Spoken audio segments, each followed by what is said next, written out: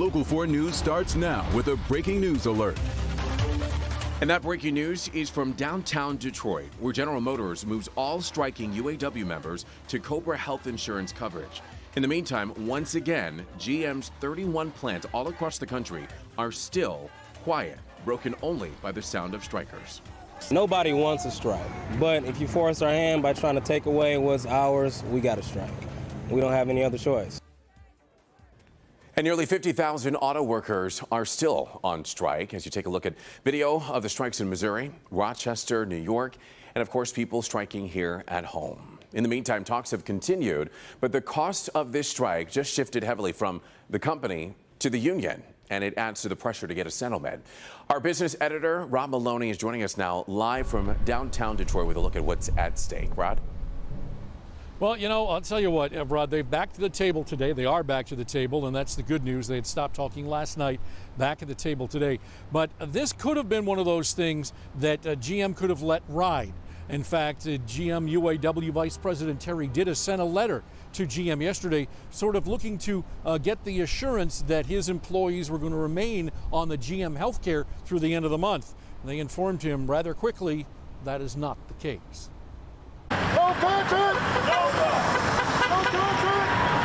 On the picket line, there's still some spring in the step and the chanting remains loud. But the information flow is not that quick. Most picketers did not know that they've been moved to Cobra. That's the health insurance you buy when you lose your job. General Motors saying in a statement this morning, quote, "We understand strikes are difficult and disruptive to families. While on strike, some benefits shift to being funded by the union's strike fund. And in this case, hourly employees are eligible for union-paid Cobra so their health care benefits can continue," end quote. UAW Local 22 member and strike captain Mimi Edwards isn't that concerned, actually. Well, I know that the reason that we pay our union dues is for instances just like this. So we're willing to fight. It doesn't matter how long. We're willing to fight because we're passionate about what we believe in. Others here, though, view it as a slap in the face, considering fighting to keep the gold-plated health care plan these workers enjoy is one of the reasons they're out here on the picket line in the first place. Mimi just wants an end to the battle soon. How long do you think this is going to go? I'm not sure how long it's going to go, but I know that I trust in my union and that we're going to fight until however long it takes. So let's be clear about this. UAW line workers on strike will still have health coverage. It's just that it's going to be paid for by the union, and it's going to come out of the strike fund. It's about $1 billion strike fund. But now putting that kind of pressure on the strike fund can deplete it a whole lot faster, which is obviously the intent here. And so the health care gets taken care of. The payments, though, come from the union now and not the company. This puts pressure on everybody to get to a settlement. Reporting live downtown, Rod Maloney, Local 4. All right, Rod, thank you for that. In the meantime, a top-ranking UAW official who is charged with embezzlement is scheduled to appear in a federal courtroom today. His name is Vance Pearson. He's a member of the union's International Executive Board, and he's accused of using union funds for his own spending on things like vacations and other pleasurable pursuits. He's going to be in a St. Louis courtroom today for a hearing to move his case to a federal court here in Detroit, and that is where the case will be prosecuted. And we have some sad breaking news to report for you this afternoon. Veteran journalist Cokie Roberts, who's the winner of 3 Emmys and really just an all-around legend and trailblazer in broadcasting, has died.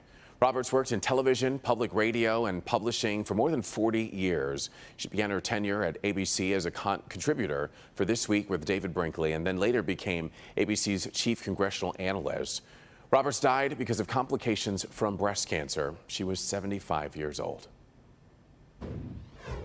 We're getting our first look at the man charged with sexually assaulting a student inside of an Ann Arbor middle school. This is 44-year-old Jonathan Green. He's from Ann Arbor, and the assault allegedly happened inside of Scarlett Middle School, which was open at the time for a parent-teacher conference, a meeting.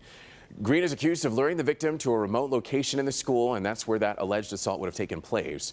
It's believed that Green has no children who attend that school.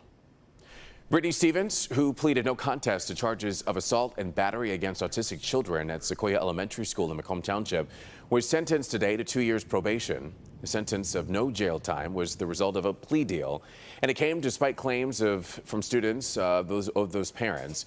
Some of them spoke today about what happened to their children. After you were fired, I learned that you slapped her and swore at her and her classmates. You kicked your students, demeaned them with cruel remarks such as "kiss my butt," along with many other horrible altercations, such as shoving medications into a classmate's mouth and crushing another classmate's snack in front of him. Now, while the judge reluctantly sent along with the plea deal for no jail time, he also ordered Brittany Stevens to take anger management classes. All right, turning our attention to the forecast right now. Meteorologist Brandon Rue standing by for us. There's a live look outside from our sky cam over Comerica Park.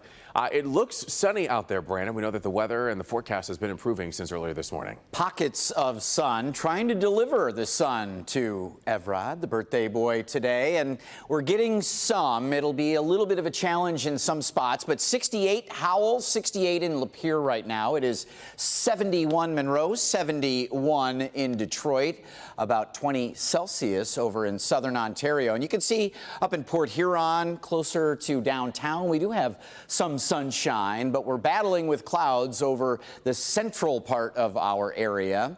As soon as we bust through after 2, 3 o'clock, pretty universally, we will see temperatures getting up to those upper 70s, maybe exceeding expectations. There's still a little bit of humidity, so it'll feel, already does, plenty warm out there today, and we are just getting started.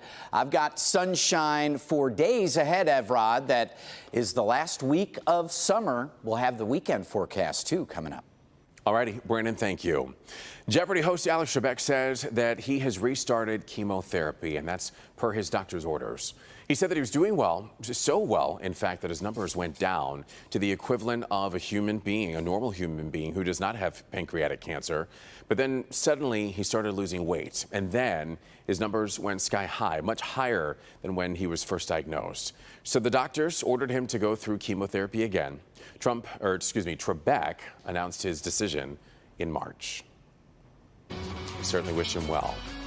We are now less than 8 hours away from the Detroit Youth Choir performing in the finals of America's Got Talent with $1 million on the line. Ahead of tonight's big performance, Detroit went purple for the DYC.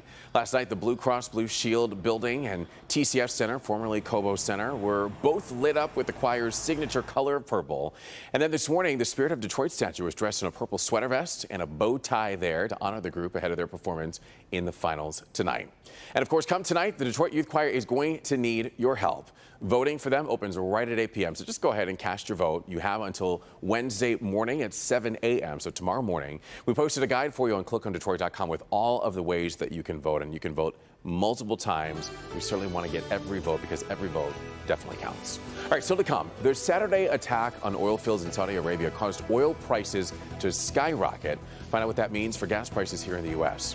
But first, a devastating explosion in a Maine town levels an office building, and we've learned that one person was killed. We'll tell you how the quick thinking and actions of one employee saved the lives of many more.